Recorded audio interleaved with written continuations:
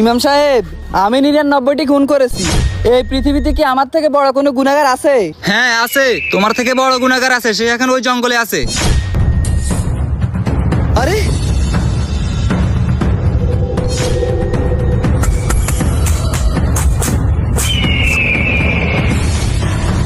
ইমাম সাহেব, আমি তাকেও মেরে ফেলছি।